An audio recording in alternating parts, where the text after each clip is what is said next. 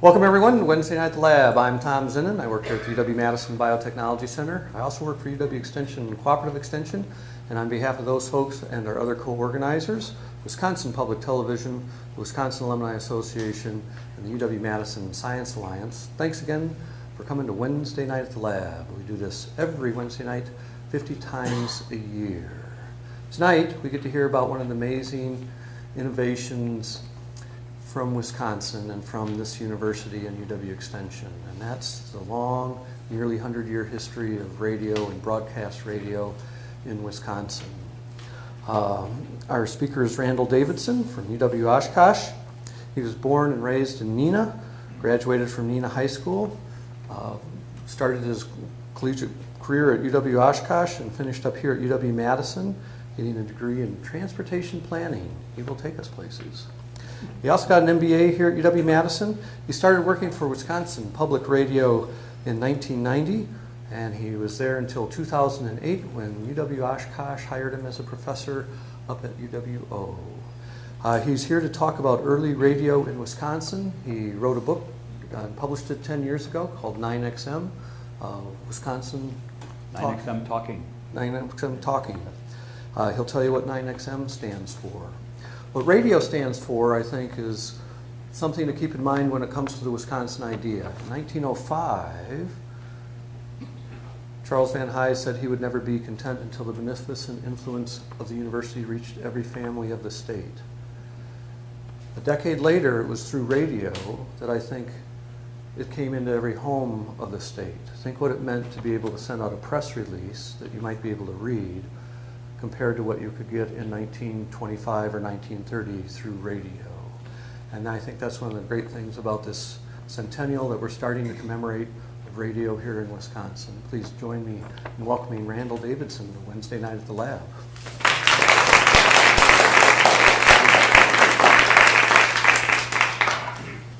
Well, I'm pleased to be here to tell a really great Wisconsin story and to take you back in time a little bit, talk about the early days of really non-commercial radio in Wisconsin. We're going to focus on a couple stations. They're both still operating today. They're both part of Wisconsin Public Radio to this day. And the origins of this took place here on this campus. I want to take you back into the 19th century to start, though, and there were a couple things that happened on a technological basis that kind of laid the groundwork for what we ended up calling radio. First was the notion of sending a message across a wire, a coded message, the Morse code in the 1840s. Another 30 years later, we had the telephone, which had a voice message over a wire, and that was a big improvement. About another 20 years after that, experimenters started working with sending these coded messages, the Morse code messages, through the air without wires. Marconi is the name most associated with this, but this was the technology called wireless telegraphy. And since we had telegraphy that led to the telephone, the thought was, well, the wireless telegraphy will lead to a wireless telephone kind of thing, which we now call radio. This was an early technology that really took fire at university campuses around the country, including here at the University of Wisconsin. This working with wireless telegraphy and experimenting with it was a very, very exciting thing to be involved with, and a lot of people got bit by the bug of this technology, including the hero of our program, who's up on the screen.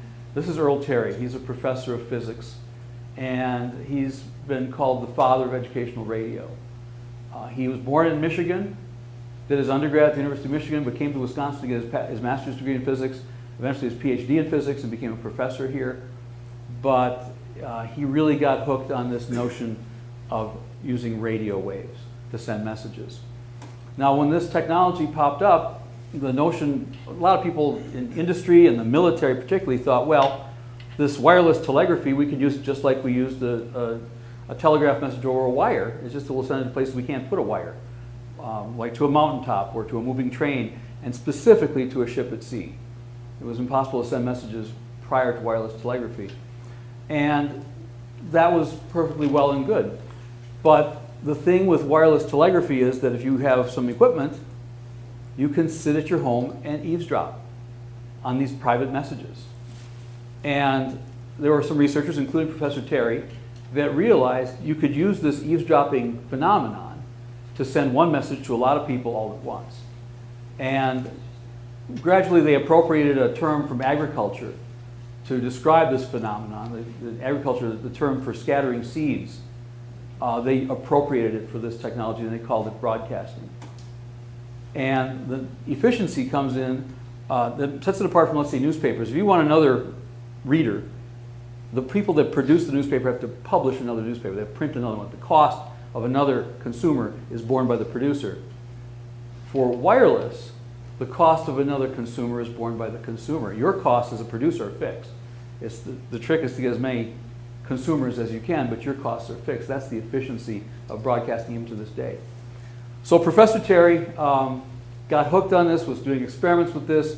We're talking 1914, 1913. These experiments are going on here. He's really an expert on electricity and magnetism, which are a couple of good skills to have for this early technology.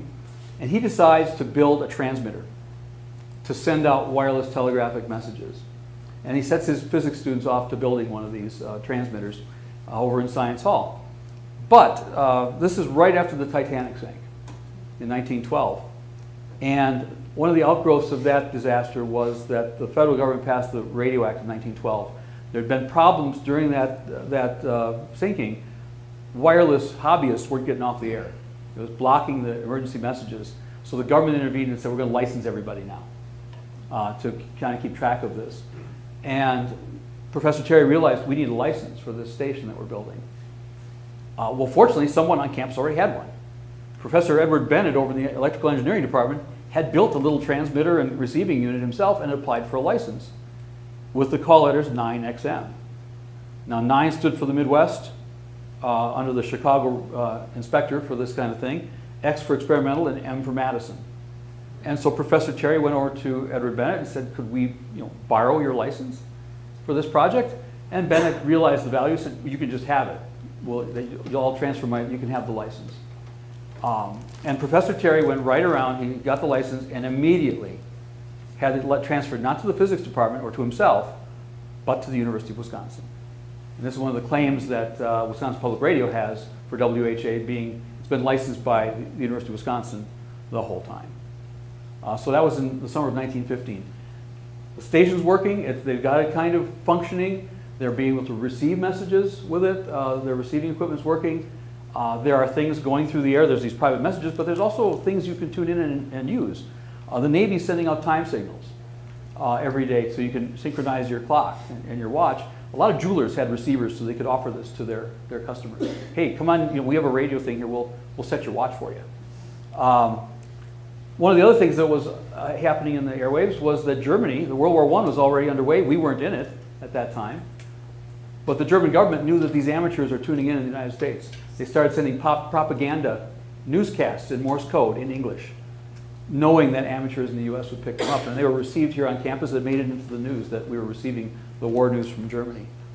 But Earl Terry was also thinking about the Wisconsin idea. What can we use this technology for to benefit people? It's not just a gadget, but what can we do with it?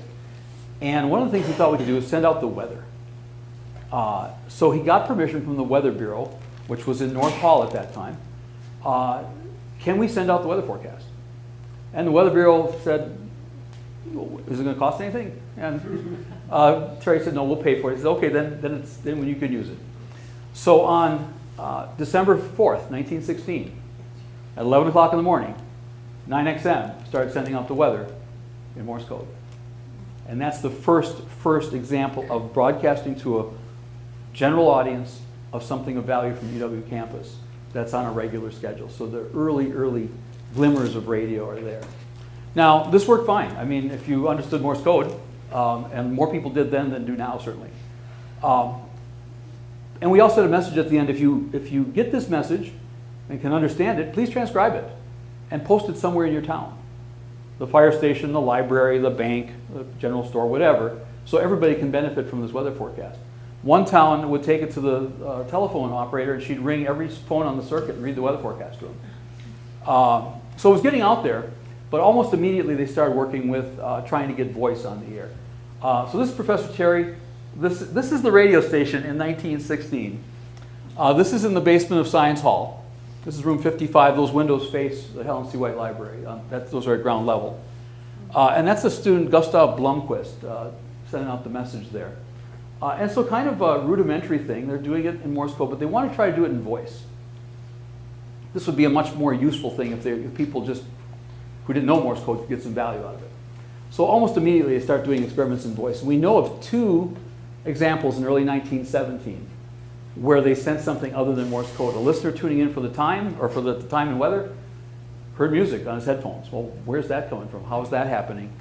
And then Earl Terry threw a party at his house and wanted to have this big demonstration. He hooked up his homemade radio gear with a speaker. Nobody had a speaker. There was all headphones back then. He called down to the radio station and says, we're all set here. And they played a record. And there's deans and professors and other kinds of university officials at his house, and nobody's impressed. They think it's some kind of trick. Very fortunately, a woman at the party in 1917 wrote a letter to our general manager in 1949. She remembered the song that was played. She was at the party. And it's Narcissus by Ethelbert Nevin. That's why a copy of a 1913 78 RPM record of that song is in the display case at Wisconsin Public Radio. We think it might be the very first recording that was played to the public in 1917. Now, later in we're doing other things in Morse code still. We're still doing the weather. We actually did a basketball game in Morse code. Wisconsin versus Ohio State. Wisconsin wins 40-15, and they did the play-by-play in Morse code. That had to be something to listen to. And but April, we enter World War I. And Woodrow Wilson passes an ordinance. He says that we have to dismantle wireless. We can't have the Germans possibly picking up something from these handful of experimental stations that are operating. Because the signals do travel great distances. AM signals travel great distances, particularly at night. So the word went out, you have to dismantle your transmitter. And we dismantled the 9XM transmitter as requested. The students, there were half a dozen students kind of called the wireless squad that did the work at the station. Most of them were drafted into the military as radio operators. If you had a radio receiving device, you had to dismantle it too. It was illegal for a private citizen to own a radio in World War I in the United States. This is less of a big deal than you think, because in Madison in 1917, there were 12 radios. Everybody knew who they were. The high school had one. We had one here at the university. Everyone knew everybody, so it was easy to do. However, Professor Terry had been doing stuff with the Navy, and he got special permission from the Navy to reassemble the transmitter and stay on the air to do these experiments. And that's another claim that Wisconsin Public Radio has. When everybody else was off, 9XM, which later became WHA, is still on all through the war. And we didn't come out until after the war what he was up to. They were doing experiments with the Navy. They were trying to send messages down to North Chicago, and they'd receive the message, and then they'd take the antenna and sink it in Lake Michigan and see if they could still receive it. It was for submarine work, and that was what the experiments were for. Not for the public, certainly. Also during the war, we moved out of Science Hall and moved over to Sterling Hall. Sterling Hall got opened up in 1918. We got a bigger room there for the equipment. And then after the war, we were able to reassemble our gear. We were now the leader, pretty much, in the United States, one of the leaders in wireless technology, because we were working all during the war when everyone else is kind of shut down. And so we had this new facility over in Sterling Hall, and there's a picture taken right outside Sterling Hall. Earl Terry on the left, or on the right rather. On the left is one of his top students, Malcolm Hansen. Hansen was actually teaching classes in the physics department about radio. At the same time, he was failing classes in the electrical engineering department as a student because he's spending all his time at the radio station. One of the first students in America to get poor grades because he hangs out at the college radio station. Hansen later became an operator with Admiral Byrd. There's a mountain in Antarctica named after Hansen because of his work with Admiral Byrd. And he died in World War II, and he was re-enlisted in the military, and his plane crashed in Alaska. But these are the two guys that kind of ran the place, and that's outside of Sterling Hall, probably around 1919 or so, 1920. We were a top station building our own tubes. A lot of other radio operations were asking, the Wisconsin tubes were really well known. we were making our own transmitter tubes. And they were really well made, and they're as good as some of the stuff you could get commercially at that time. So we were helping a lot of other stations with their technologies they were getting going after the war. Still doing Morse code. We're still doing experiments. We're on at night mostly because we can't be on during the day because the physics department is using the generator.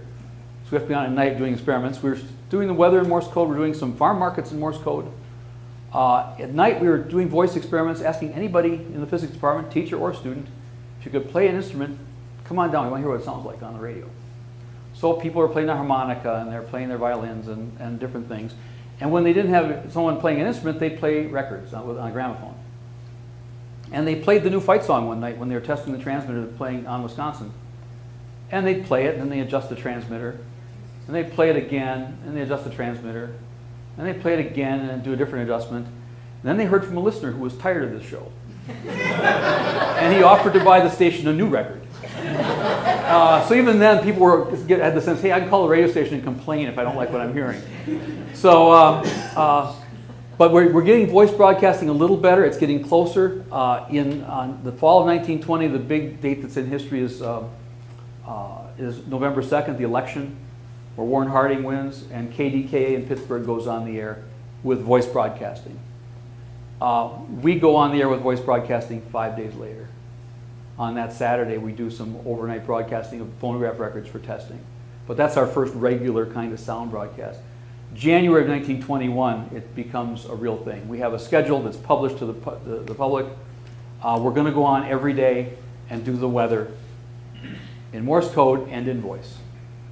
In January of 21, that's our broadcast schedule. The reason we did it over the midday hours, again, because we couldn't use the generator because it's being used for the physics department. So we're using it over the lunch hour. And then within a couple months, we added a Friday night program of classical music off phonograph records. So early use of classical music as part of the programming plan here as well. By the fall, this was the first program schedule that was published. We believe, I haven't found one earlier, I think it's probably the earliest printed for public distribution program schedule for non-commercial radio in the United States. It's a 2-page one. I was only able to find page 1 in the archives over at Steenbach. But weather forecast in code, and when they say in phone, they mean that's by voice. And then markets reports also in Morse code and in phone. Radio phone concert on Fridays. College news exchange with other colleges. They do that Morse code and relay traffic. But then they've got some concerts here down at the bottom. Some concerts from the Armory. You see, they're going to have Pablo Casals on later. That's kind of nice. Later on, actually, they had the Cincinnati Symphony. It's the first symphony orchestra live broadcast. We did it with one microphone, and it was from the Red Gym. So, and then after one of these concerts, the one with Joseph Line, they did this. This was the map of all where the listeners came from. People would write in and say, "Hey, I heard your show in Saskatchewan or whatever," and they would make these maps. And 9XM was very keen on these maps to show the reach of their station. Again, there are very few stations on the air, and you had your frequency pretty much to yourself. And particularly at night, it just kind of bounces around the atmosphere and makes it all around the place.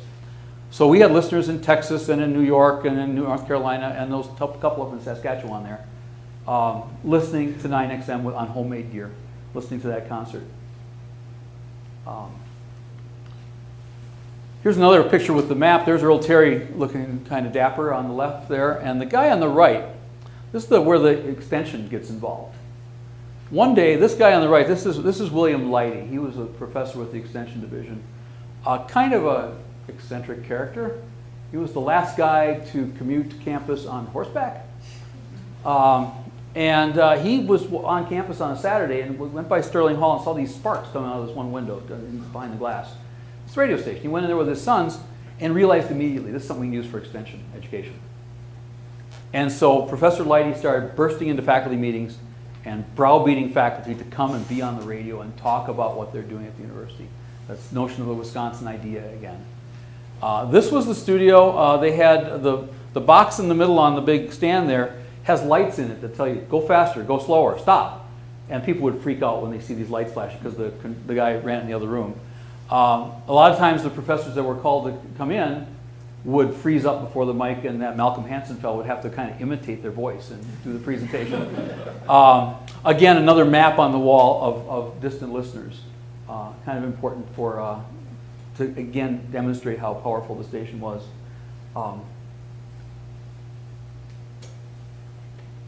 And here's another example. This was a professor, an economics professor, Alfred Hockey.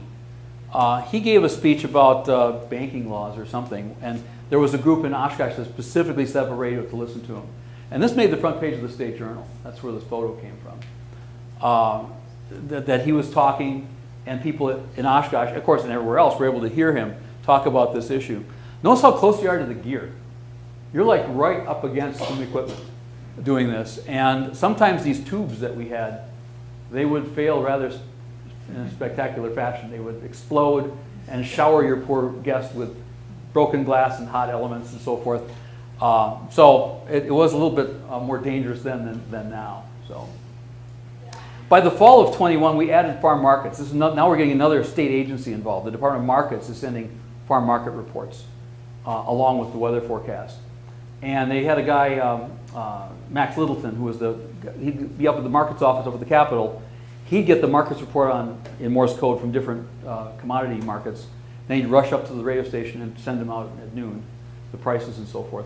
But he got together with some guys from the markets department, and they built this car. They built this radio thing for the car. If you look, there's wires over the top of the car going down to the radiator cap. And they put a radio in there with a speaker.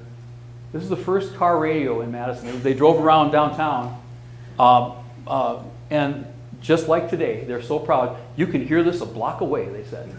So nothing has changed. So the guy in the middle is Max Littleton. He was the operator. He used to fill in for our university operator too. So we're always and more programming is getting involved. We're starting to do farm programming with the agriculture school. We're starting to do homemaker programming.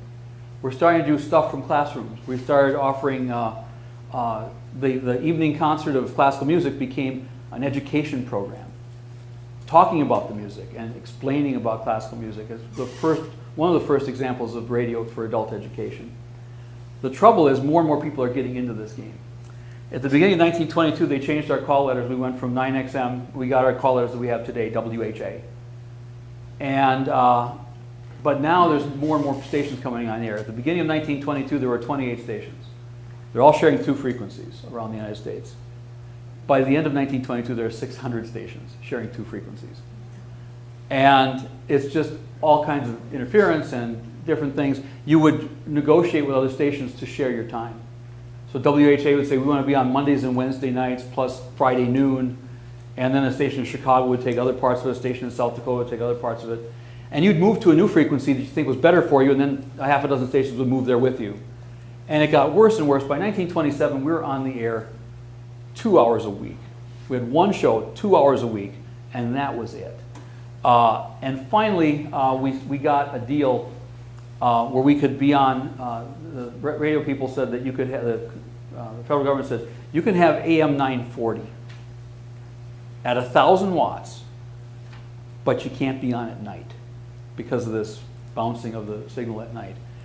And Earl Terry thought about it. He says, yeah, I want to do adult education at night, and I just, but to have our own frequency that's just ours and no sharing, yeah, that's worth it. And so he signed up and signed the papers on April 30th, 1929 to get 940 at 1,000 watts, daytime and just for us. He went home that night and died.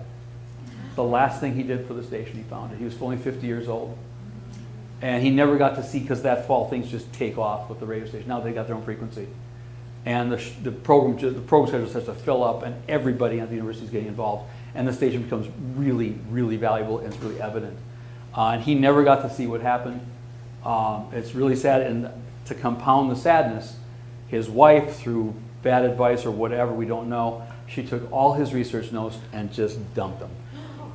He was a meticulous record keeper. I'm sure there's all kinds of great history of the station that we only could piece together from bits and pieces, and all that's gone. So that's one of the sad things about Earl Terry, that he never got to see what happened. of course, we're always still trying to make things get by with less money if we can. The Wisconsin State Journal abandoned their radio station in Madison after they merged with the Capital Times. They didn't need their towers anymore, so we got them at a discount. And those were our towers out in the Arboretum. We're still out there. WHA's tower is still out in the Arboretum. And we got these towers. That was a deal. This was in 1930. And then we had been in this room in the physics in Sterling Hall, which was not great. It was just everyone's in one room. The office is in the same room with the studio, and if the phone would ring, they'd slam a pillow against it to cover the ringing, and it just wasn't great. And we're looking for a place to go, and the old heating plant over by the Union was abandoned. It had been metallurgical engineering or something at one point. It had been the heating plant. It was sitting empty, and they thought, well, we can do something with that. They got some WPA money during the Depression to gut it and make it into Radio Hall. And it's still there. We still have people stationed there. It was the studios till 1972. But it's absolutely gorgeous. It's the most wonderful building. It's just infused with all the motifs are about Native American communication. The drums, there's petroglyphs along the ceiling, the frieze along the ceiling there. It's just really, really beautiful. And so we were there for many, many years. The stuff that happened, though, that with the stock and trade, you start seeing in the 30s happening. The Wisconsin School of the Air becomes a big part of the schedule, which is school programs you can use in school for education. Wisconsin College of the Air comes along in 1933. Adult education, not for credit, but still something that's really closer to the Wisconsin idea. The farm and homemaker shows kind of become a regular part of the schedule. The farm show or the midday hours, the homemaker show in the morning. And then a chapter a day, which starts in the summer in 1932. This is the thing that angered people, my colleagues at Wisconsin Public Radio, more than anything. I burst their bubble about their wonderful, wonderful legend about chapter a day. They had heard that someone had not shown up and the host read a book just to fill the time. And it became, people said, what happens next? And they became a show the next day kind of thing. Well, that probably happened, but it wasn't like the next day. It was more like probably 5 years later. And it was a summer-only show starting in 32, which still makes it one of the oldest broadcast shows in the world. It's been a daily show since 1939. It's been on every weekday since 1939. That's an amazing run for a radio show. So those shows kind of became the stock and trade of WHA, the Madison station. We really wanted the call letters WIS, but when we got the call letters, you couldn't request call letters yet. It wasn't until a couple years later that you could actually ask for particular call letters. WES in Chicago was owned by Sears Roebuck. They asked could we change it to WLS for world's largest store, and they said sure, if it wasn't being used. Well, WIS was being used by a station in South Carolina. We did kind of pester them and say, would you maybe give them up? And they said no. There's still a WIS in Columbia, South Carolina. WHA doesn't stand for anything. That's another legend that it's just the call letters they assign to us. So. Meanwhile, we were doing these farm markets things. I'll go back to the 20s here now, and we're going to talk about the other station a little bit. We were doing these farm markets programs once a day. And really, the markets kind of come throughout the day. They kind of, different commodities, the prices come out at different times. The markets department came to Earl Terry and said, we'd like to be on, let's say, 4 times a day. Could you do that? And Terry does some calculations, said, well, if by a motor generator, we have to pay some students. He says, I think $4,000 would cover it. We'll split it with you, $2,000 to do this. And the markets department looked at that and said, well, we can certainly do, that's a lot of money. And they decided to build their own station. And so the markets department said, we should get it part more in the center of the state so it covers more of the state, not down in the south. And get it. But it has to be parallel to the Sioux Line Railroad between Neenah and St. Paul. And the reason for that is the markets wire, the wire that carries the telegraphic markets report, is alongside that railroad track. So any distance you are away from that railroad track or that telegraph line costs more money. So it had to be a town along there. So they picked Wapaka. And they decided to locate it in Wapaka. Wapaka was already trying to get a station anyway. And so the markets department went to Wapaka and they said, we want to build a station here. And Wapaka said, great. And they put a couple big towers right downtown, and they got space in a furniture store, furniture and kind of funeral parlor store kind of thing. And it became WPAH. There's not too many photos of it. There's one, that's their window, their front window. And they were on 6 times a day. They'd come on for 15 minutes at a time. They'd turn the station on, do some farm markets, turn the station off. Turn the station on an hour later, do a few farm markets, turn it off. And do this throughout the day. But they started doing programming in the evening, kind of like what community radio is. They would pick a community and say, you come in, bring your best talent, you can do a show tonight. So there was a Ripon night, and a Wisconsin Rapids night, and a Stevens Point night, and an Oshkosh Normal School night, and a Fond du Lac night, an Appleton night. All these different people would come to Wapaka and do a show. It was the second most powerful station in the United States when it went on the air. Only the GE station in Schenectady had more power. It was heard all over the country. It was heard in Canada. It was heard on a ship at sea off the English coast. It was just an amazingly powerful station for the time. And it was an interesting little radio station on its own accord. And Wapaka had this, but they were using, they were having a problem with their electrical power. It wasn't nice and stable, and you need that for a transmitter. So they said, well, we'll get an engineer in. They said, we'll get some batteries, and the city will pay the money to fix this up. And a local resident said, you're not using my tax money for this. You can't use this for this. And the markets department didn't even want to get involved. They said, we're moving. And they moved along the railroad track, went up the track a little bit to Stevens Point, which offered them nice space in the Whiting Hotel to put their station. The towers in Wapaka, they were only there a year. The towers in Wapaka were taken down, and the steel was used for a ski jump. And the transmitter and all the other gear was transferred to the Whiting Hotel. And at Stevens Point, they put the towers on the roof of the hotel. That building is still there. It was the fancy downtown hotel and the bus station back then. The building's still there. I think it's apartments now. The towers are long gone. But the station moved there. They were WPAH in Wapaka. They temporarily got the call letters WCP when they moved to Stevens Point. For Wisconsin, the country's playground. I kind of like that. But then they asked listeners, hey, send in other slogans that work with this. Wisconsin chemically pure. Wisconsin cows produce. And my favorite, Wisconsin certified potatoes. I like that one. But then they decided there was a little bit of a deal going on with the Wisconsin Land O'Lakes Association, which is kind of a tourism group, booster group. Stevens Point was trying to get that in the worst way. They wanted that located in Stevens Point. They said, let's get WLOL for Wisconsin Land O'Lakes. If we get that, maybe that group will locate here. So they write to the government and said, can we get WLOL? And they said, well, no, if you have 4 call letters, the third one has to be a B until we use them all up. Then you can have a C and so forth. So they said, can we get WLBL? And the government said, that's fine. So they became WLBL, Wisconsin Land of Beautiful Lakes, which is what the call letters stand for. They followed the same pattern as what was in Wapaka, pretty much farm markets during the day, one night of programming from communities, where the city put on a program also. They added a show in the middle of the night, though, at midnight. Here's the program guide from 1926. 11:59 p.m. each Saturday, The Enemies of Sleep program. This was a variety show for people who keep late hours, as they would say, and kind of more for the younger set to tune in, and kind of an edgy kind of variety review kind of show in the middle of the night. Interestingly, the Stevens Point newspaper never got a radio station, and so they partnered with this station on a lot of things.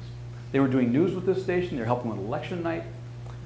This station had the same problem WHA had, though, sharing the frequency. And they had to go to daytime only in 1928. So they were daytime only in 28. WHA was daytime only by 29. So we just had these 2 AM stations, daytime only. They did get to move. They got a little more power. They moved the transmitter out to this building in Ellis, Wisconsin. They moved the studios to the Fox Theater. They'd had another taxpayer complain about using tax money for this. See, they were going to move some stuff in the Whiting Hotel, and this guy complained, and for good measure, they had to not pay the $5 they were going to pay to tune the piano in the studio. So they eventually did a subscription thing with local leaders and got some money together. They did move out to Ellis for the transmitter. This building is still standing. This was the transmitter building. It's now a private house. And where the towers are in the background, there's concrete footings that are still there. One of the engineers from the Education and Communications Board sent me photos of the footings. It's a private house, got super thick walls, I guess, from the time it was there. They moved the studios to the Fox Theater, so the theater organ, it was a show that you could hear a couple times a day. And then eventually they moved the studios out to the college. And they moved the transmitter to where it is today, out in Auburndale. It's on along Highway. If you're driving on Highway 10 between Stevens Point and Marshfield, it's off to the left on Highway 10, kind of off in the weeds. It's on a gravel road still. But the studios were in Stevens Point's campus, the Central State Teachers College. This studio facility is still being used by the college radio station. WWSP uses it still. These facilities are still in use as radio facilities. So, but we had these 2 AM stations. They're on daytime. They start sharing programming in 33. About 32, 33, they start sharing programming. And this is kind of interesting. They lease a broadcast telephone line between Madison and Stevens Point. It's bi-directional, so either station can originate programming for the other. This is expensive. It's $1,000 a month. And they kept cutting it because they were trying to save money. And a graduate student here on campus in Madison figured out a way to rig an antenna on the ground, 18 inches off the ground, like 1,000 feet long, of wires that would pick up the Madison station cleanly in Stevens Point. And that's what they used. It ended up being only one direction then. But the Stevens Point station started carrying the Farm Show, the Homemaker Show, College of the Air, School of the Air, and eventually Chapter a Day. They ended up carrying all those things. They also carried the Political Education Forum, which was our early attempt at free airtime for candidates. Everybody in the industry in educational radio thought we were absolutely out of our minds to do this.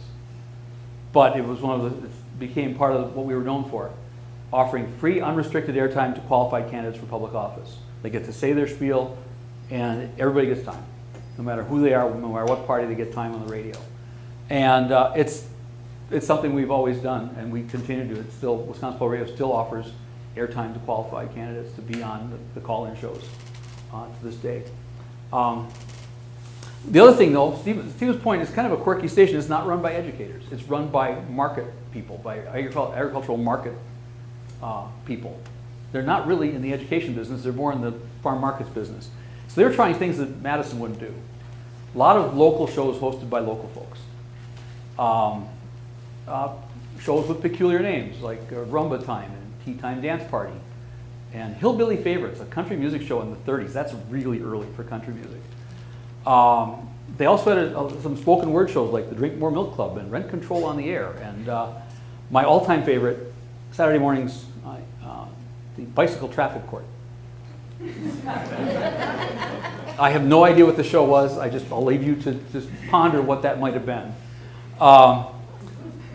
But they're sharing programming, and WLBL also now has this zippy great antenna. It not only picks up WHA, it picks up other stations. So in 1933, they forged an alliance with WTMJ in Milwaukee to carry the Packers. And WLBL became part of the Packers radio network, which in 1933 was 4 stations. That's how unimportant NFL football was in the 30s. But they carried the whole season, the 33 through the 38th season on Sundays. They would turn the station on at the beginning of the game, broadcast the game, turn the station off. And it was something that they were doing. WHA wasn't even on Sundays back then. So WLBL was doing this as kind of a public service, trying things and trying to serve their audience. But the problem facing the managers in Madison and in Stevens Point, these are daytime only stations. We want to get into adult education. We want to be on it at night. We want to carry the State of the Union address. We want to carry stuff for working folks to hear at night. We want to do things at night. And how do we do it? Well,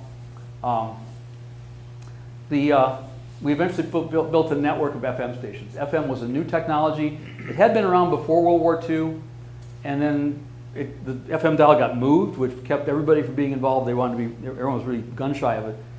But public broadcasters took this on and said, we can get these frequencies. There's no static. There's no going down to low power after sundown or off after sundown. Crystal clear, and nobody wants these frequencies besides us. And these frequencies are reserved for non-commercial use. Anything below 92 on the FM band has to be non-commercial. It can't. These AM stations could be sold to commercial broadcasters. There were over 200 commercial or non-commercial AM stations licensed in the 20s and 30s. There's a couple, maybe a dozen left that are non-commercial still because they were sold off to commercial interests. They built this network not to have studios, but to get the signal from Madison around the state efficiently. So you had an FM station in Madison, a station in Delafield to pick it up off the air on a radio, on an FM radio, rebroadcasted on a different frequency. It's picked up in Chilton, and around the state it goes. And this is the first network. They built 2 per year, 2 per budget biennium. So the Madison and Delafield were the first biennium. Chilton and Rib Mountain were the next 2. La Crosse and Eau Claire were the next 2, and then Brule and Highland were the last 2. So they built those 8 stations. That's the backbone of what's now Wisconsin Public Radio, those 2 AMs and those 8 FMs. They're all still operating. They've built many more since. They've affiliated with many more, but this was just over the air. A single signal just being rebroadcast, and of course the speed of light. It just goes around the state, and the signal that the Brule end, they tested it, it's just as clear and crisp as when it left Madison. What year was this? This was done by 1952. So we started building the 47, 48 for the first 2, and by September of 52, this whole network was in place. And now we can be on at night. Now we can carry, college basketball games again. Now we're not fighting for, trying to get stuff done before 4:15 in the afternoon in the December because we have to go off at 4:15 in the winter. It's a great service, and we were one of the pioneers of FM. FM did not really take off in commercial terms until the 1970s. We were laying the groundwork and doing the experimentation with FM, getting the bugs out of it, and the non-commercial broadcasters all around the country were really in the vanguard of getting FM radio going. We really touted it to people too. We had a project, some listeners bought a bunch of FM radios to donate to hospitals. So when you're in the hospital, you can try an FM radio while you're on the mend. And there's a little sticker on the front, on the top saying, hey, state network is right here. It's always there. So it's kind of an advertising for it. We kept the AMs, certainly. Why not? Because they're still valuable. They were even more valuable once we split the service into 2, the Ideas Network and the NPR News and Classic Music Network. We needed 2 signals in each market, and that's why we have so many stations now. It's affiliations with existing stations, building new ones, getting repeaters, things like that. I think the total right now is 33 transmitters carry the state network programming around the state. There's one in Illinois as well. So that's kind of the network as it exists today. I do want to leave you with a spoiler here. This is the historical marker that's on the side of Vilas Hall. This is when it was still over at outside of, right down below it is where that room was, where they had the old transmitter for 9XM. And these 2 gentlemen here are the kind of the big wheels after Earl Terry. The guy on the left is Harold B. McCarty. He was the general manager, like right after Earl Terry passed away. He became general manager and stayed around until 1966. And the other guy is Harold Engel, which was kind of his second in command. He was around until 1968 at the station. They have this historical marker saying we're the oldest station in the nation. I'm really sorry. I really am. We're not. It's pretty clear that KDKA was on 5 days before us, doing voice broadcasting. You have to define your terms. It has to be voice broadcasting for the public on a regular schedule using radio waves. Those are kind of the things you need. So it looks like WHA is second. Neither one, us or KDKA, is the first. Oldest means oldest continuous. First means before everyone. And some recent research, as I was writing the book, came out on a station in San Jose, California, the ancestor of KCBS. They were on the air 1909, 1910 with sound broadcasting and had a regular schedule by 1912. There was even a film shot in the studios in 1912. The station owner's wife was on the air, first female disc jockey in America. And when they had a baby, they brought the baby in so you could hear what a baby sounds like on the radio. Kind of interesting. But they were off for a huge long time after the war, so they have not been continuous. So that's kind of their problem. WHA is probably second. It's the oldest non-commercial station that's remained non-commercial, and it fought a lot of battles to remain non-commercial. The Milwaukee Journal came around in the early years offering all kinds of rich pickings, a brand new transmitter and a staff to get, cover the whole state and all kinds of stuff. And Earl Terry kind of said, well, yeah, but you probably want us to just do your programming then. Can we do stuff from other newspapers or competitors? And the journal said no. He said, well, I'm going to thank you, but no, I'm not interested. And he went to the Board of Regents with his concerns, and they backed him up. That it's so important for him to keep this free of commercial entanglements. And that's kind of his legacy, that sense of service, that sense of non-commercial service, and trying to get that Wisconsin idea to filter around the state. That's kind of his that's kind of his legacy of this operation. So that's why I think Earl Terry. People ask me who my hero is. I think Earl Terry is, because he's a really, really kind of an unsung hero, and he's a really good example of the hard work of a person can matter into the future. We would certainly have public radio, non-commercial radio in Wisconsin without it, but it wouldn't be in this very, very vibrant and powerful form that we have now. We have Wisconsin Public Radio, Wisconsin Public Television. We have all kinds of new media enterprises going along with this.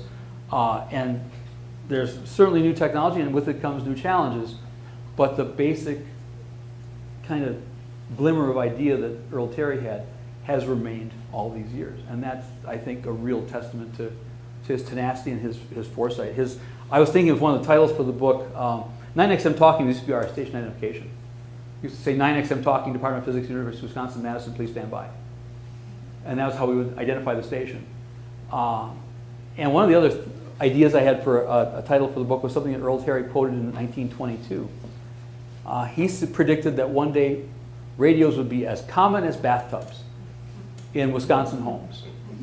And I thought as common as bathtubs would be a really neat title for the book, but I think, it would end up in like your do-it-yourself section for home plumbing or something, And so I stayed away from that, but it's been checked out by 1940, the census. Two of the things they checked on the census were radios in the household and bathtubs in the household. And by 1940, there were more radios in Wisconsin than there were bathtubs. So his prediction came true on that. So those are the kind of the two that are kind of with Wisconsin Public Radio. I want to just switch gears just a little bit because there's another one I want to talk about, and this is more of a typical development for an AM station. St. Norbert College in De Pere had a station that went on just a little bit after these. Went on in 1924, experimentally got going for real in 1925. And from the outset, it was kind of a non-commercial station, but they kind of were always tending to make it a commercial enterprise. They moved to their facilities from West De Pere to Green Bay in 1930 and decided to make it a commercial enterprise at that point. And then they formed a subsidiary of the college that was purely to leave it as a commercial station by 1932. This is WHBY as the call letters. It's also still running. And I have I've been on both WHA and WLBL through my Wisconsin Public Radio work. Before I worked for them, the last station I worked for was WHBY in Appleton. That's where the station got located. And it did a lot of educational programming, to be sure, and what's called sustaining programming, which means it has no commercials in it. They had studios they established not only in Green Bay, but also Appleton and Oshkosh, cities that didn't have radio stations back then. So people could do programming with the schools, the colleges, things like that. So they did a lot of stuff like that in the early years. And then gradually morphed into a traditional, what's called a full-service radio station, meaning that they do news and sports and weather and, and plus music with announcers and everything like that. And I got involved with them in 1987. I answered an ad they were looking for radio announcers. And so I applied there. And they hired me because on my resume it said I could do classical music. And I didn't know that's why they hired me. I thought they just really liked my voice. But they had always had this itch in the back of their head that they wanted to do classical music on this AM radio station. They'd always wanted to do it. So after I'd been there 6 months, they said, we want to move you to Sunday morning. We want you to host classical music. And I thought, yeah, that's really funny. But they really did. And so they gave me a budget to buy classical CDs, which I burned through right away. And then I started using ones from the public library and the ones from my collection. And you go through music pretty rapidly on a show like that. But it was a really nice station to work for because it had that sense of real, like these two stations in the state network, that sense of service. Being a full service station, they had a news department. They had We had weather with a meteorologist from Green Bay. We also paid in the pre-internet days $10,000 for a weather radar system in the studio for radio. We had a color weather radar system in the studio for a radio station.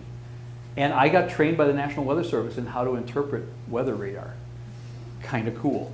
But it had that sense of service to the community, that sense of service to its listeners, and all the parts of the community. Very, very involved in community stuff, and it was a very nice thing from that perspective.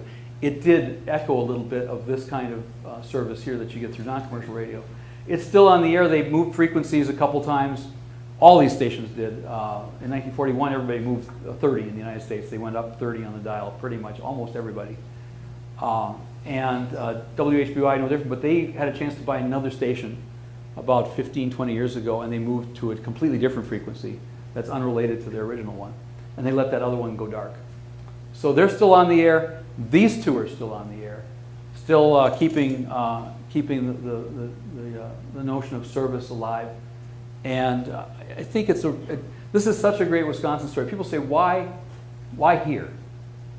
Why not New York? Why not Massachusetts? Why not California? Why is it Wisconsin that this happened with this notion of a statewide network and this sense of service that's echoed through now 100 years?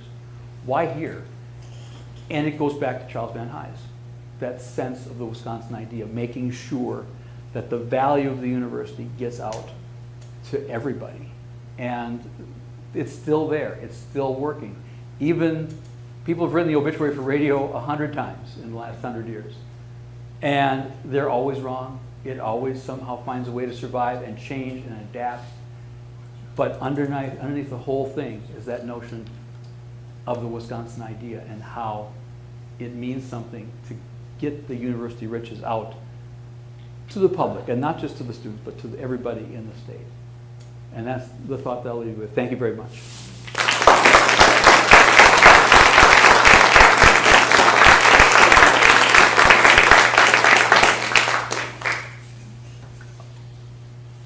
We clear? We clear? Yep. Okay, I'll take questions and I'll repeat them. What functions are still in Radio Hall? The marketing team is there. I think some of the fundraising people are there. Oh, what's that? You got to repeat the question. Oh, well, what functions are still in Radio Hall?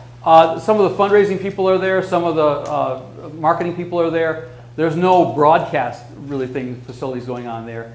They have wonderful studios. My fantasy, and I had some people in upper management were kind of intrigued by this. I would like to see it become a museum for this network, and then get all the collections on campus in one place. And maybe have it running on the speakers a typical broadcast day from like 1940 or something like that. You know, I think that'd be very cool. Question? Along that line, since you just mentioned I was going to wait, but what's the oldest audio archives that you have, and where are they? Steenbach Library has the oldest stuff that we have, and some of it's over at Historical. The oldest stuff is,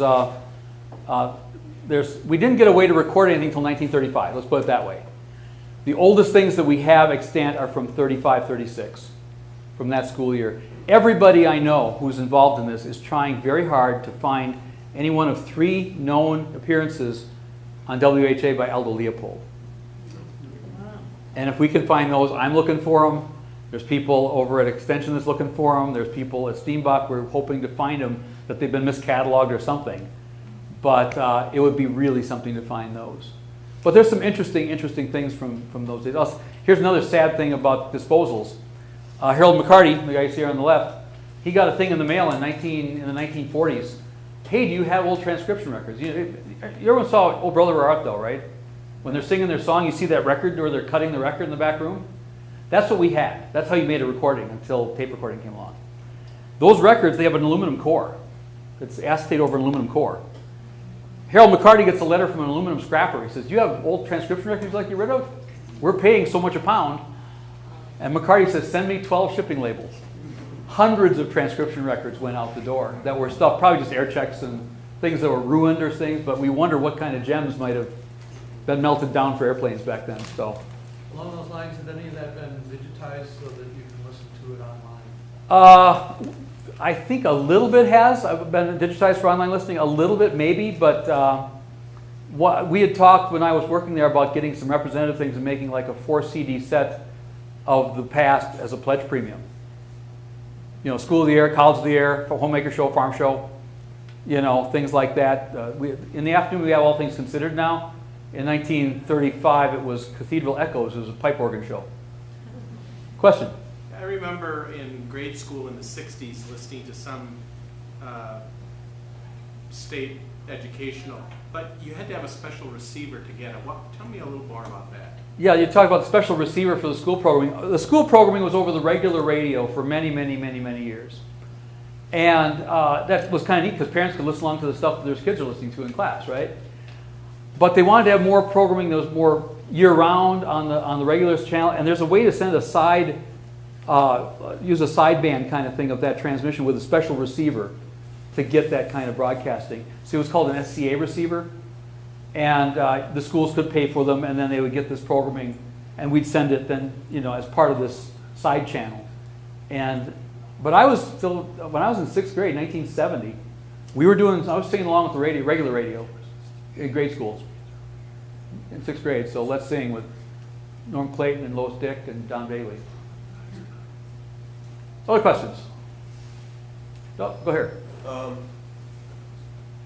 It seems to me that the state station and the Wisconsin idea had great potential together. 2 questions, I guess. Do you have other examples of the union of the 2 of those things, and what do you see as the future of the Wisconsin idea as far as collaborating with the radio station? Well, the Wisconsin, the question was what tying the Wisconsin idea to the service and what's the future. It's still there. I mean, we still rely heavily, Larry Mealer particularly is probably the best exponent of that. He relies heavily on experts from Extension as his guests. Norman Gilliland has University of the Air experts. Most are from UW-Madison. So those 2 things are probably the best example of that sort of thing. The future, I think, is it's always changing in radio, and it's the joke in public broadcasting, since we're not recording this right now. Yes, we are. Oh, right. No, but the joke in public broadcasting always is when was the golden age of public radio? And the punchline is it's 6 months ago, and it's always just before you got here. But it's always changing, and it's always adapting. Now the new technology is giving great potential, but it's causing great concern too. Yes, you can stream your radio station and be heard all over the world, but every one of those people that can pick you up has 20,000 choices. And that's a challenge. How can you cut through with special programming? And that's where Wisconsin Public Radio is in a good position. So much of what they produce is produced by Wisconsin Public Radio. A lot of public radio stations just take NPR Channel 1 all day. Maybe they'll do one local show and the rest of the day is just a satellite feed. You know, 5 hours of morning edition, 3 hours of All Things Considered, you know, Terry Gross, Marketplace, and they just kind of mash it all together, and they don't have a lot of local content. Wisconsin Public Radio has always leaned on having a lot of Wisconsin-centric material, not just for local consumption, but also for national distribution. We got To the Best of Our Knowledge, Zora Pastor. In the old days, you know, Sidran on Record, Jazz Alive, Panorama Hispano, Troardi Quartet. All these shows were produced by us for national distribution, and that's kind of puts it beyond our borders even. I miss University of the Air. It used to be much more in that. When it was like classroom lectures? Yeah, that's. I found some tapes last year at Oshkosh. My theater department said, "We have these tapes. Could you digitize them for me?" I said, "Sure." Turns out they were College of the Air tapes for a drama class that ran in 1971, and nobody knew it had been on the radio. I had to call and get old program guides to check, and sure enough, this Oshkosh lecture series had run statewide, and that was a nice service too. So, yeah. Are there still any rules about AM at night? There are still rules about AM at night. Yes, WHA finally got post-sunset authority, but after at their lowest power, they go down. They're 5,000 watts or 4,300 watts during the day. They go down to 44 watts at night. So it's very scratchy at night. WLBL was still going off at sundown. They go from 5,000 down to 70 watts now. And part of this is because AM signals bounce over the atmosphere at night. At the daytime, the sun washes out, the sun's radiation washes it out, and that bouncing doesn't occur. But at night, the AM signals bounce all over the place. So the AM band has been cut up into different frequencies for different countries. We had to negotiate with Canada, Mexico, and Cuba to get frequencies assigned to us. So, for example, there's a 690 in Oshkosh, which is one that's licensed. It really is a full power station in Canada. So the Oshkosh station has to go down to 37 watts at night, so Canada can be on full power. If you go home tonight in your car, turn on 990, right up the two up from WHA, and you should be able to pick up CBW, which is the Canadian Broadcasting Station in Winnipeg. That's running at full power and it's on after sundown, but there's still rules about that. There are still stations that go off completely at sundown, and that's a problem. I just want to make the point that Earl Terry was quite a busy professor. In 1922, he wrote a McGraw-Hill book on electricity and magnetism that was widely used in universities.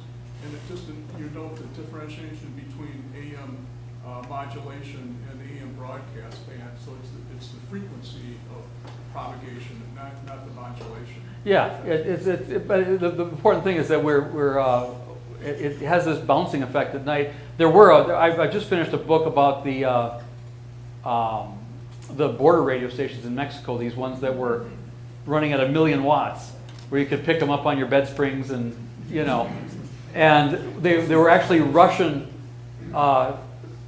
intelligence people learning to speak English by the stations bouncing across the pole at night, picking up the station from Mexico in English. It was English broadcasts on these border stations, border blasters they were called. Other questions? Yeah? Did the glass tubes come out of Harvey Middleton's lab? And if so, that was unique because Wisconsin was one of the few places that had a glass blowing. Wisconsin had, he asked about where the tubes came from. Earl Terry actually made his own. There was a guy who was the main glass blower on campus who was in a car accident and hurt his hand and couldn't make the tubes, so Earl Terry by default had to learn how to make the tubes himself. And someone found him in the lab on Christmas Eve making tubes because we were trying to keep ahead of them blowing up. And I said, gee, why are you here on Christmas? And he said, well, I need tubes, but so I'm celebrating. He said, the ceiling in glass, I'm using red for Christmas. He said, just to be a little festive. But he was an interesting character, as the previous questioner said. There are books of his that are still in print that you can get. I got a couple there that I have at home that I bought that they've been reprinted of Earl Terry. They're not about radio, but they're very, very nicely done. So, yeah? I know it's bad form to contradict the speaker, but I had an office in a radio hall. Oh, did you? 3 years, like from 2002 to 2005. It's What? not nearly as nice as your memory. I got a tour 2 years ago at the radio hall when we were honoring Bill Siemering, who was the first manager of NP. The guy that wrote he wrote the mission statement for NPR. Let's put it that way. He's one of the leading lights of National Public Radio, and he came back. He was a student announcer back in the day at Radio Hall, so we had a little party for him, and some of the Carl Schmidt was there, which was nice, and some of the people who knew people from that era were there. It was kind of nice to see. But I got a tour of the whole place. It used to be kind of more of a storeroom facility. Well, the basement floods all the time. I mean, I had a lab down there Yeah. for a while, and it had to be this far off the floor because when the computers get totally flooded with water. I mean, Yeah, it's a real problem. it's beautiful. Let's put it that way. It's a beautiful building. The concept is beautiful. But the practice, it's not a business. I know it's bad form to contradict the speaker, but that's Science Hall, I think. That's Science Hall, yes. I thought you said education. No, that's Science Hall. Right below there is where the first 9XM was. It was right at the ground level here, that room right below it. That's why it was there, because room 55 in Science Hall is where the station was located. This historical marker has since been moved. It's on Vilas now. It's on Vilas Hall on the third floor entry as you go in from Park Street. It's right there, and it's bolted to the wall. I used to walk by it every day, and it always bothered me. Why, if it's the oldest station in the nation, why don't more books say so? And that was the first thing that kind of sparked my history interest here in this operation. Milwaukee. Why is Milwaukee not part of the state of Wisconsin Network? Why is Milwaukee not part of the state of Wisconsin network? We've had different times where we've been sharing programming with them over the years. In different ways. We had both WWM and WYMS which was the school board station, used to carry Chapter Day and the afternoon jazz show Asylum for a while in the late 80s. UWM station started as a college radio station. It wasn't a full power affiliate when it started, and it started separate from this network. We located our Milwaukee station in Delafield primarily for economy, because we could put it in the state park and not pay for land. It gave us good coverage there, but we've always been a little bit, it's out in Waukesha County, so it's a little further away. And but Milwaukee it's always gone its own way, and and when we set up the Ideas Network, we kind of let them have the NPR stuff, Morning Edition, All Things Considered, and we just made HAD a pure Ideas Network station. And then the classical went to the commercial classical station, which has since changed its format. And who holds the license for the Milwaukee UWMs? The Board of Regents. So the Board of Regents of the University of Wisconsin have at least 2 sets of licenses for radio. Oh, more than that. I mean, my station in Oshkosh is Board of Regents too. So is the Stevens Point College Station, Platteville, Whitewater, Eau Claire. All those college stations are Board of Regents. Superior, Green Bay, and then WHA Television's Board of Regents, and then the rest are Educational Communications Board. 2 different licensees. And then there's weird ones. Gateway Tech has a license, the WGTD in Kenosha. The Elgin School District has a license for WEPS. The Sheboygan School District has a license for WSHS. We have a joint licensee in Wausau. WLBL FM is partly owned by, I think, ECB, and the rest is White Pine Public Broadcasting, the Rhinelander Independent Station. So there's a bunch of different license configurations, but WHA is still Board of Regents. It's still the University of Wisconsin system, but UW-Milwaukee is Board of Regents too. Other questions, comments, old business? Great stuff. Okay, well, thank you very much. If you want to come and talk to me, I'll be happy to stay around.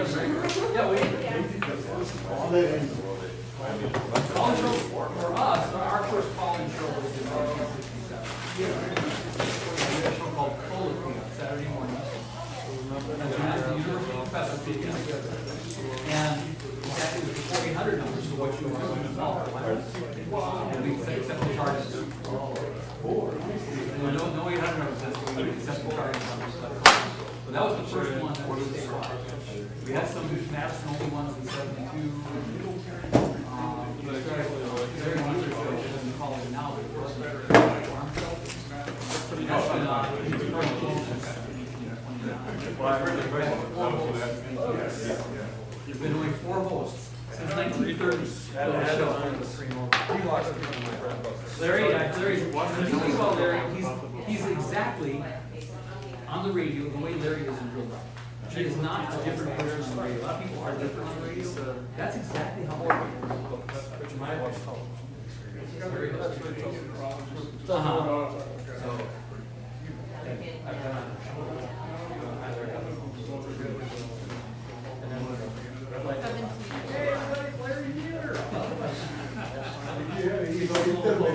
Those days.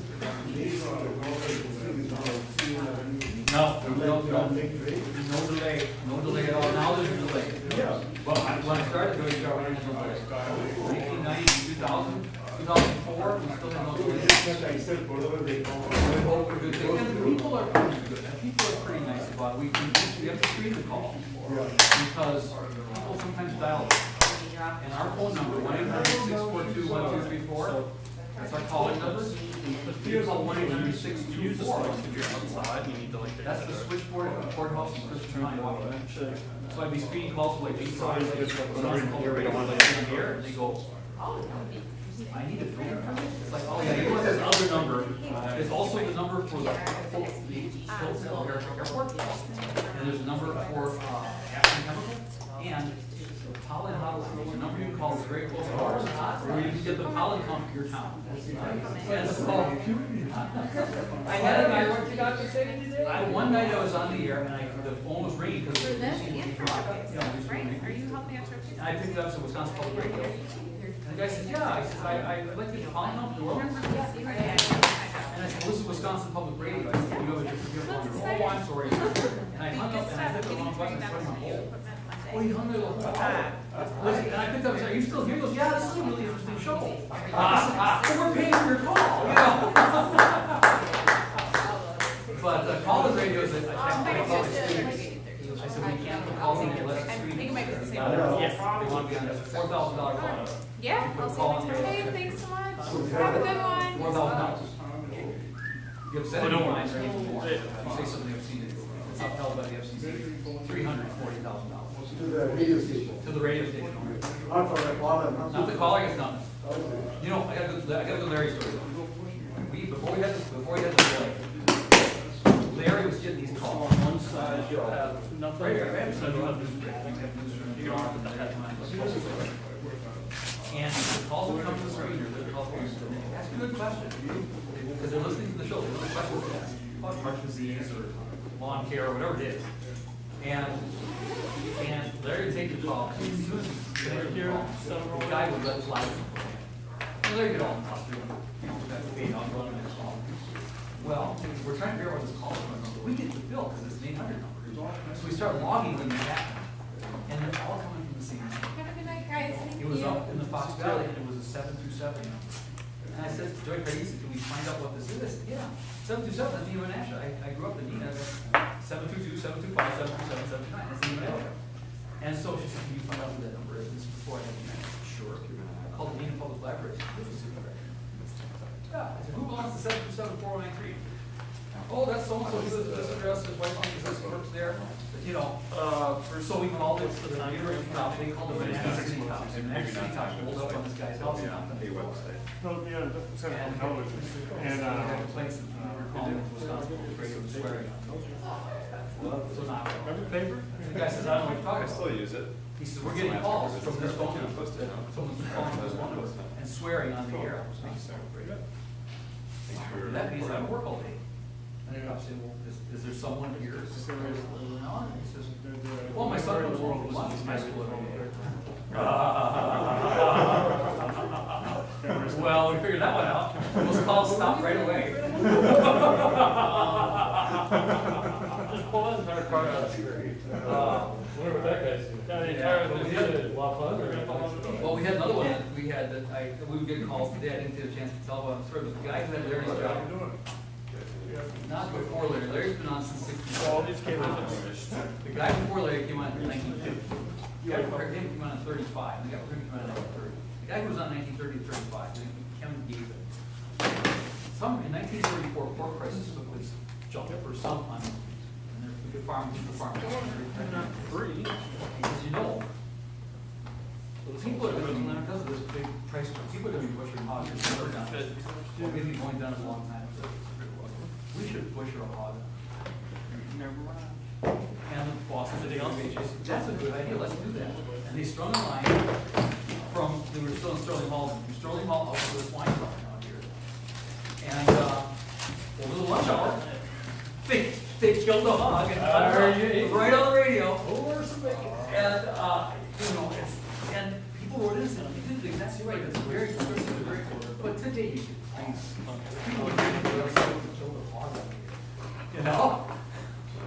Yeah. So it was a fun one. And I told that story to Larry. I said, gee, you know, I told Larry on her that story. I said, gee, where's Larry? I've known you for almost 20 years. I said, you've never butchered anything on your show. Except for And he said, just English language.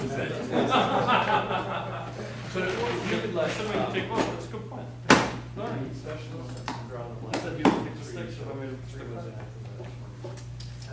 You're a little young, you're making deals. Sure, I can send that story in. Sure, I can send it. Give me addresses.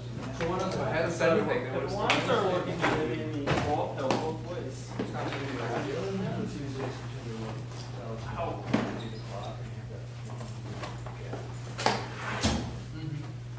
Jim Fleming was going through the, just whether we still look at that right before went off there. So, oh yeah, report. That's the smart thing. You're cutting it down to this. Remember this goes? So I turned on. Where did we get this? Uh-huh. This is the top. We got it from there, right? Yeah. And that's one of the reasons I'm interested in our archive. If that's been said, what we do, or what every station is doing, not just for safety, not for, is protect you from the giant percentage. Is most stations record the entire podcast, but they don't save it. Well, they might have, I don't know, when you walk in, they don't even know. But, you know, we do try to save stuff like that. Now, one thing, when I was Historical Society hired me for free for 2 weeks. They said we have 45 linear feet of shelving for recordings with WHA. We need someone to sort it and look and see what you say. This sort of job. And so I took 2 weeks and went over there. They gave me a credential and everything. So I was Dad hats. and a lot of the WHA stuff we sent to Steve. Big transfer. I signed up for The BBC. I had a is a whole bunch of BBC transcripts. During World War II. Oh my God. No, they were broadcast. They were in the shows. We aired once in like 42, 43. And the BBC has an entire division dedicated to finding stuff that they don't have. It's called their treasure chest division. So I emailed the guy. I said, "Look, I have these. Here's the matrix numbers. It's like 17 K. It's like 100. It's like 180. He wrote me back and says, "Those are the only extant copies. I want them all." Wow. And I said, "Can you paper ship them?" "Yeah, I can paper ship them." So I shipped them. I shipped them. 2 first-class seats. He wrote me back and said, I'll see you at Heathrow. He said, I've been excited every day all summer. You can just set it up all the way to home and copy it.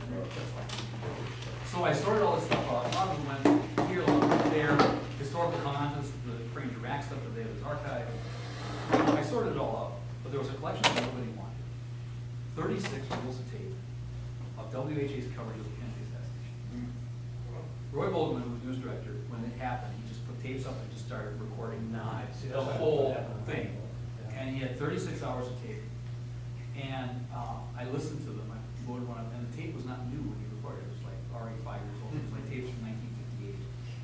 I loaded them up on my tape machine in the studio, and just like it's now just. Could you and- digitize your archive? Well, the thing is, it's not our production, it's NBC's production. We were an NBC affiliate back then. And mostly it's NBC coverage, but then there's a chunk where Vogelman fades down, he says, CBS is reporting that the president is dead, you know. And so I got all this, and I mentioned this on the air once. I got a letter from a guy who was the student announcer guy. He works for the DNR in Green Bay. And he, Gotta get that story. and he said, you know, it was such a nice day, I almost thought of not going into work, I was calling in and say I had a pain or something. I went in, he says, and all the bells turned off, and all the teletypes, all the bells started going. But it must have been Vogelman because it recorded. There's 2 copies of it. There's the full size, full speed copy, and then they dubbed it off to a 7-inch reel and half speed. So And nobody. explain the NBC part of Roy Vogelman, right? Roy Vogelman was our news director. Right. There was no NPR. Right. The NPR didn't come around until 1971. So Roy also worked for NBC? No, we had the rights to NBC and CBS feeds from local affiliates as long as it was non-commercial programming. We had agreements with WIBA that we could carry Oh, so NBC. something that Roy recorded of NBC? Of ours, that we aired, That you aired? that we aired. We had the rights to air it. Right, that was NBC material? Yeah. Okay. So it's kind of interesting. So we saved the original masters. And I brought them, I got a hand truck and I took them back to Violet's Hall and I indexed them and saved them there. And they'll be good forever because it's really good quality tape. The 7-inch dubs, though, the half-speed dubs, nobody wanted. I don't want to take those. So I kept those, and they're in my archive in Oshkosh. I got permission from WHA to use them when we did our Kennedy 50th anniversary, especially in 2013 with my students. And we excerpted those for our big news magazine that day. And we give WHA credit, so it was kind of cool. But obviously NBC didn't have the same reaction that the BBC had. For Kennedy? Oh, yeah, right for the tapes. Oh, the NBC has this, they have all that stuff, yeah. But this was, we didn't have networks until, well, till 68. We had Johnny Carson. I'm sorry, okay. But, you know, the Kennedy-Nixon debates are up there, we saved those, all four of the Kennedy-Nixon debates. We have two Wisconsin speeches by Martin Luther King, one in here in Madison and one in Wausau. Wausau. He spoke in Wausau. And we excerpted that for Martin Luther King's 81st birthday. So stuff like that is out there. You don't know. That's why I asked about the archives. Can I fill in a little more radio hall? Sure. It wasn't many years after I left, the upstairs was $1,000. And also fire problems, you know the upstairs room off the lobby, that's where you step over the transom of the window, you're outside. Not allowed to use that because there's no fire escape. So anyway, nobody ever went upstairs, because you couldn't, there's a tape across, asbestos had. Eventually, maggots started raining out of the light fixtures, as a family of Wisconsin Radio charge is glamorous. It's a glamorous business. You want to do this for your careers. When you hire radio staff who are participating in the radio shows as anchors of this thing, do you hire them for their education or for their work? It goes both ways. Usually it's, most of the people that I work with had to be journalists because I work in the news department. But it's amazing how many people come to this with degrees other than broadcasting. I don't have one. I have a degree in business. Norman Gilland's an English major. Jill Halstead, teaching English as a second language is his degree. Mary Jo Wagner was a music education major. Mike Simonson was a sociology major, political science major, excuse me. And people come with different backgrounds. That's not the worst thing either. We have a lot of. No, what about voice? But voices, we do look for voices. Yeah. And now I'm telling my students, used to be, it made no difference if you could spell. Now it does, because we repurpose everything for the web. I had a guy, I used to work with a newscaster at Wireless who could not spell. And I had to fix, and it didn't matter because he was the only guy reading it. But now that it was on the web, I had to fix all that. So those kind of things matter. But being able to speak off the page, and, get it without mangling words. Know that word is indict, not evict. Oh, darn! And to be knowledgeable of the subject. And then enough knowledgeable to know what you're talking about, yeah. And that's, yeah. It's always fun when people, kids you can tell are new kids on when they say, something bad happened in Rio. Yeah, Rio, yeah. Or Mazzolmani. Or Berlin. Or Shawano. Yeah, so that's, but then there's also the, I train students, I got a bunch of freshmen I'm training this next week to be on the radio. And we're looking for people that can, when I hired announcers, I offer announcing jobs and I look at their eyes. And that's when we got Veronica Ricker. She came into what she wanted to volunteer to work in the music library or help do research. And I had an opening for an announcer. And I said, well, I have a radio announcing job, and I looked at her eyes. You could see the intrigue. And I thought, she's going to be just fine. And she became a really, really talented radio announcer, and that's really cool. But it's easier driving a car, being a radio announcer running the equipment. And I only had 3 people that haven't been able to do it, but they're all out there driving. So watch out, they're all driving and they can't figure this out. Holy mackerel. Well, there's something in a radio telephone license? No, those are all gone. How year was that one? They did away with the 3rd class back in the early 80s, I think. Yeah. I never got one. I was on college radio and stuff. And I had a limited radio telephone operator permit and they did those in 95, 96. Trust me, nobody. Yeah. Where I worked in Sounds like they care about swearing. in Appleton, we had all our licenses posted, and one of our DJs had also sent $2 to Rolling Stone to become a minister at the church or something, and we had that posted with our radio licenses in the back, which was kind of cool. I turnover rate, even moving from the public radio, the commercial, No, but public radio people pretty much stay in it. Stay in it. Yeah, they move from station to station, but They're in it for the money. commercial radio, yeah, that's right. Yeah, but the commercial radio, one of the big dirty secrets of commercial radio is that the people on air aren't paid very well. Oh, is that right? It's very poor, unless you're a big star. You're not paid very well at all. It's Anybody minimum can. wage. Big market, that's about it. If you can drive a car. Hey, by the way, just also to flesh out your Cincinnati story, Yeah, you remember Nipplegate? that's why. Did anybody ever pay a nickel? No. Not yet, no. Not yet, they're gone, they went. That's why the Congress got on their high horse about that, and that's why the fine is so outrageously high. And that's what's a problem for radio and TV, because we have 6 transmitters, it's $325 per transmitter. $340,000 per transmitter, so if we slip once, that's $2 million. Our entire yearly budget is $10 million. Having said that, nobody is going to pay these things. No. You can just. Well, appeal there's on this demand. little thing in the Constitution. You bet, thanks, I think, come by, appreciate it. Yeah.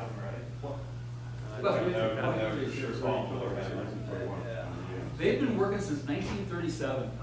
U.S., Canada, Mexico, and Cuba have been working to sort out and divvy up the AM band. And of the 893 stations in the United States, all but about 70 of them all shifted to kind of accommodate this new scheme, where it's going to give clear channel stations to U.S., Canada, Mexico, and Cuba, these clear channel frequencies. And it was the North American American Radio something or other. But it was March 29, 1941 at like 3 in the morning. With the war. No, it was pre-war. It was just to get everyone kind of all in line. Canada, you were at war. Canada was at war, yeah. Yeah. And, but, Were the Europeans off 5 and 10 kilometer increments like they are now? And no, they were gonna go to 9. Yeah, 9, it's not, They were gonna go to- Isn't it 9 now? I have a receiver at home that has a switch to switch to 9. yeah, so, yeah. Yeah. I remember. Happy Motor, you say hi to people who know me. Still working on it. She's the one who got me the book deal. Helped Paul through. She was right. She took a year off to write her memoir. And I was coming back from lunch one day. She wasn't going out as much as she kept me on that book period. She cut that down, tore it down. Yeah, so that. And she says, "Oh, you gotta get down to the publisher." I told her she died. There was all this history about WHA. And so I went down. They asked me if I write it. Because how long do you think it'll take? I said, "How many words you want?" He said, 105,000. Alive, 106 and a I half. said, well, I type 25 words a minute, let's divide it out, I can let you know how.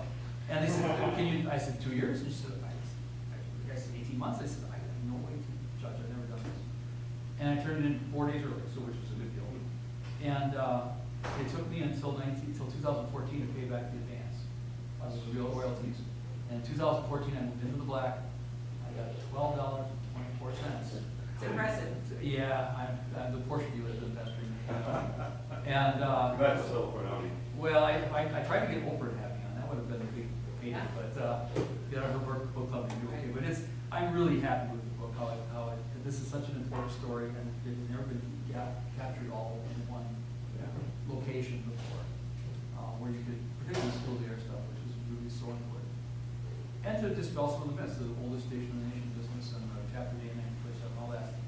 These legends, people just like them, and it's important to, I still think truth is important.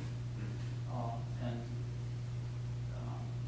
I'm happy, one of you, but you gotta care about that thing. So That's your ethics, that's your integrity. it's your ethics and integrity, and, that. And Now you just have to say oldest non-commercial station. yeah, and it's, Wisconsin's, pioneer educational radio station, that used to be on the letterhead. That's a perfectly legitimate. Yeah, that's why I use pioneering a lot. Yeah, that's a. Or one of the cradles of discovery device. Yeah, it's perfectly legitimate thing to say, and that's, my feeling is, I've said before, WHA has so much to be proud of, that the fact that they missed by 5 days, beating KDKA on the year, is such a minor point, and They could argue with the law on this continuous license. yeah, and there was a point there though where, in the 30s, but we had our license to leave for a little bit in 1994. It coincided with a time when we were off the air anyway for the summer. Why was it doing? Because we weren't operating and we hadn't renewed it, and they said, well, we're done, we're on in the summer, we'll just renew it in the fall. Yeah, just let it lapse. Let it lapse, and then it's just fine, so. And they even admit that, Harold Engel admits that we had that little lapse there, but it's still, we weren't on the air anyway, so why, But we've been helped by the University of Wisconsin all that time, which is nice. It's a good story. I got into the WLBL building, which is the oldest one we still use for broadcasting. I asked the guy there, I called the guy at ECB, I said, can you let me in there when I'm looking for him? Sure, he says, I'll. Is that the one on the cornfield? It's actually in Auburndale. It's along the highway. It's a 2-story brick building, the big towers and the cornfield next to it. Yeah, It's not that one I showed, that's Dallas, that's a house. This is the LBL transmitter. It has a little apartment where the engineers can stay on site. There's a little, bathroom, kitchen, a little bedroom thing. And it's charming, and I said, I'd like to get in there.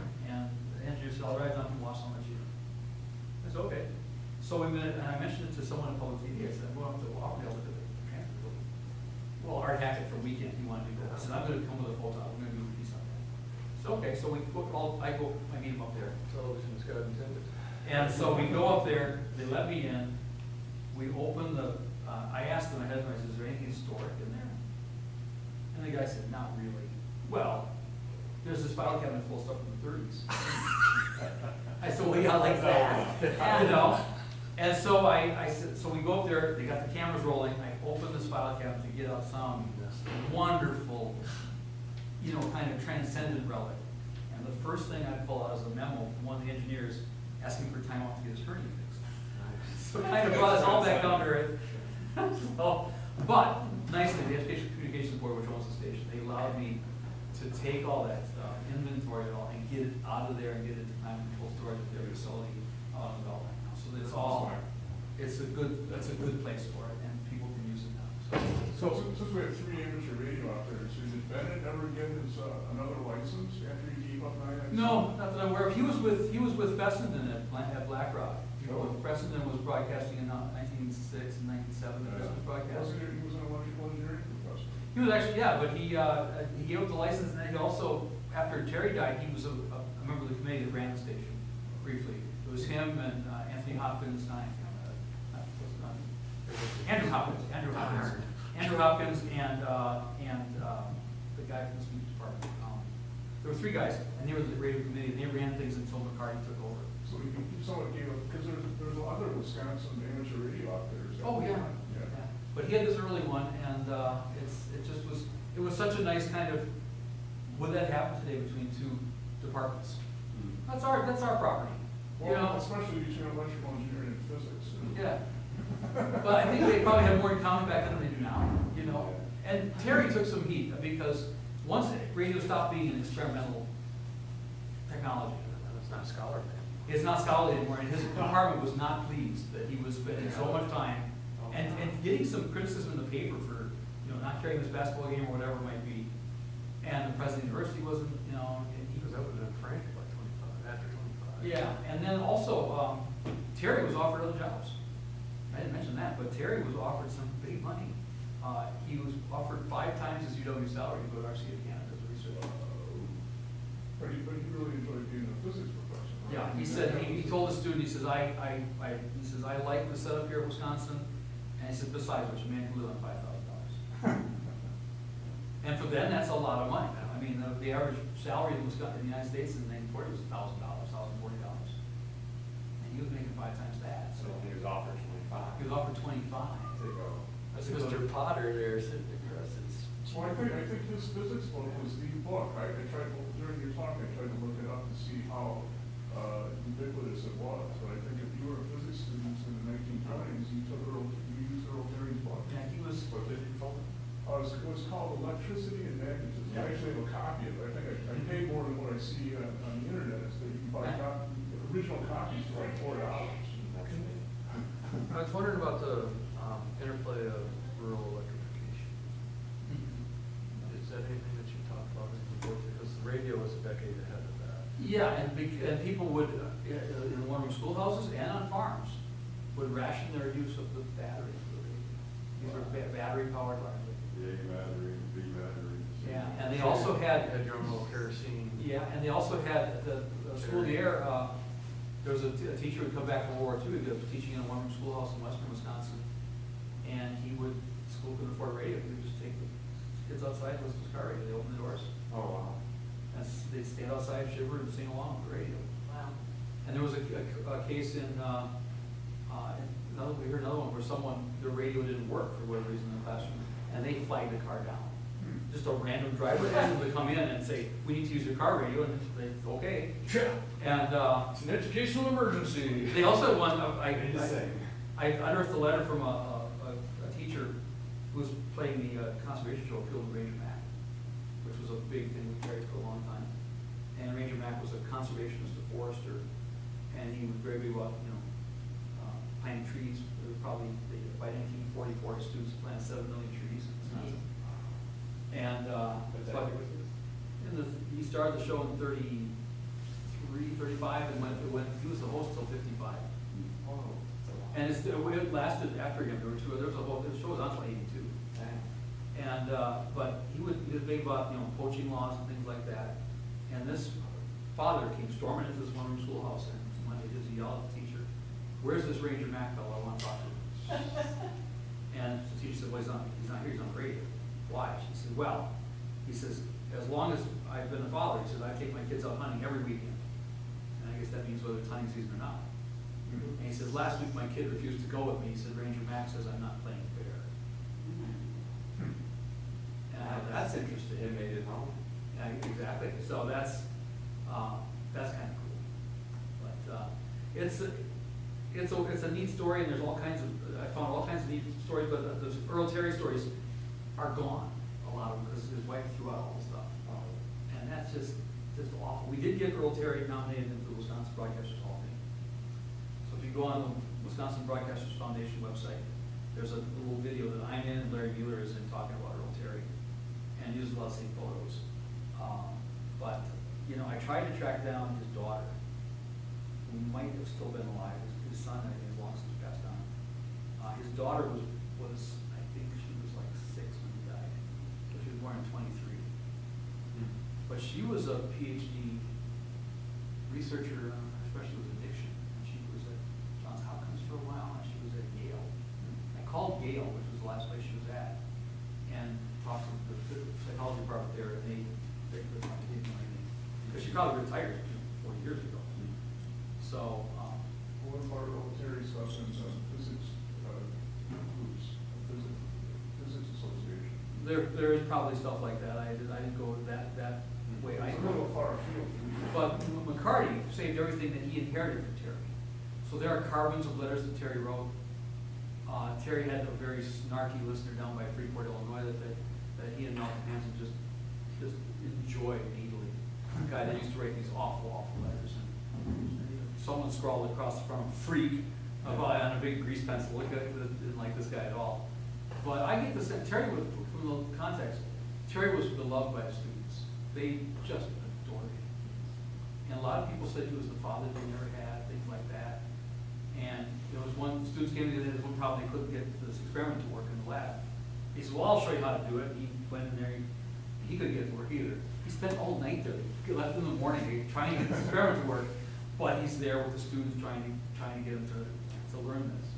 And I think I would like him, because he strikes me as being a person who kind of saw clearly that this could be a good technology. It was going to be a force for good. That's what he set out for radio to be. It was going to be a democratizing technology, uplift everybody. It was going to be something that was going to be something of cultural value and improve the human condition. And Is this in your book, by the way? well, a lot of that is, yeah. Okay. The reason I ask is, we've got Professor Hubler from UW-Milwaukee gave a talk 3 weeks ago in Madison, Wisconsin. And there's a lot of this vast Van Hives and followers,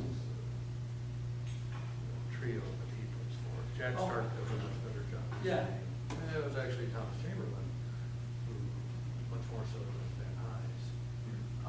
But I'd like to flesh that Wisconsin idea still more personalities, more people in addition to people who have buildings named for them. Well, had Earl Terry been in that group? Well, that's fine. Well, I whether it was in think the group or not, it's he should stuff be. that he did. No, I'm not, in the physical group, did he talk to these other people you talked about? He was involved with Van Hise, and to the extent that he had to get Van Hise's permission to, I think it was Van Hise, to get permission to get 1919. Because when we got the authority during the war to put the station back together in 1917, the proviso was that the university president had to sign off on it and be responsible for what it was used for. And so that got the university administration directly involved in the radio station. But President Frank, he was kind of cool to Terry until it was explained to him that a lot of the criticism of Terry was unfounded. There was like newspaper people that actually grind the cap times on their own radio station. They didn't like people listening to WHA, you know. And so he kind of pulled his. But Frank was a magazine publisher, so he's. Yeah, and I have a quote. I found a quote from Frank. He regarded Terry as a straight shooter and that isn't worthy of criticism and so forth. So he kind of came around, but Terry was under a lot of fire, I think, and I think it hurt him. So, like he says, it wants to stop being an experiment, experimental technology. His scholarly, it was all his time was taken trying to keep the station on the air, and I know what that's like. I mean, there are days that I'm just barely a teacher because I'm working with some kind of goofy technology. Researcher. Yeah, I'm not that tenured, so I'm not required to research. But I'm just a teacher, and well, yeah, I gotta do lecture now. Damn, I gotta go to class. You know, it's like when I used to work at Sears Roebuck. I used to say, geez, I can get a lot of this inventory done if we have customers. Damn customers. You know, and I have to remember the customers, the students are the reason I'm there. But it's not a 50-50 split. I'm a 50-50 teacher and radio manager. But a lot of days it slides over here, some days it slides over here. 70-60, isn't it? It's weird. So I know what that's like, and particularly in this era when it is so difficult. And, you know, Terry was vice president of the National Association of Educational College Broadcasters or something that later became the NAED. But he was like a big deal, went to national conferences on behalf of radio as a physics professor. He gave speeches about radio, and not its technological side, but its cultural societal side. And that's really interesting. Especially as a physicist. Yeah. You know, And classical training. I mean, he was tutoring his son in Latin when his son was in school. So he's got classical training, and I mean, he's a kind of a Renaissance man. I think he's an interesting fellow. And Malcolm Hansen, the student that got kicked out for low grades, he said if it ever comes to it, they said you should name the station after Terry. If you ever want to name it after somebody, that's what you name it after. And he gets lost because Mccarty, who was around for 30 years, 35 years, was such a self-promoter in terms of being rah-rah and really boosting the station, and that kind of raised his profile. And Terry was more of a shy, retirement kind of guy. And I think Terry was lost in the shuffle a little bit. So I was happy also to give him his credit. I I think think two conference rooms on the 7th floor for the two people in that picture. Engel and McCarty. I never heard this Terry. Yeah, Earl Terry was kind of lost in the shuffle. How did we get named by us? Oh, sorry. Nice to No, meet you. that's okay, don't worry about it. Good to meet you. And She's from Rapids, so, you know, she was probably home the marshmallows. The Auburn, my mom's from there, I know that area real well. WFHR was coming from Rapids. Yeah, I know that. yeah, oh yeah, I've been there many times. Okay. Next time you go by the LBL station, drive by and go on the gravel road and look at it. I will have to. It's charming. Yes. You'll enjoy it. Okay. Yes. Be in touch. Let me know what day works. Yes. I know the 28th. Yes, it does. I will shoot you an email back. Thank you. Yep. Thank you again so much. Have a good night, you guys. Is there any other state that does this, that gives us a run for our money? Well, Minnesota started, I mean, they're the big dog now, but they started so much later than us. They didn't start till the 70s. And they started piecing it together. Huh? How did they get bigger than us? They are not affiliated with state government. They're an independent nonprofit. They're a freestanding nonprofit. They're not affiliated with state government in any way. So who's the licensee there? The Minnesota Communications Group or something like that. It's a nonprofit organization, but it does not have a component that's state government. And how much, did they pick up Harrison Keeler early? He was working for them. He was working for their FM in Minneapolis when they started. Even before it was a network. Before KSGN, which was the FM. They had an AM and an FM in Minneapolis. And they started affiliating with different stations. They wanted an FM, they wanted 2 FMs in Minneapolis. They bought a commercial one. And they made it for millions. Wow. And made it a non-commercial station. But then Bill Kling, who's the GM there, he has all kinds of money-making enterprises. I mean, the wireless catalog was his brainchild. and that, they sold to the Dayton Hudson Company for $9 million. You know, and so they've got, you know, I went there and I got a tour there once because a lot of my colleagues have ended up there. And the newsroom is like the opening credits from the TV show Blue Grant. It's a sea of desks, you know, and there's all these people where it's like, holy crap, we got a lot of people here. And it's Lee Mccarty, who used to work in the office with me, morning edition host in Madison here. He went up there and became the all things considered host. And he called me up and said, guess what happened to me today? I said, what? He said, the ergonomics engineer stopped by my desk to make sure my desk is good. It's like, geez. I said, my desk was bought with WPA money in 1934.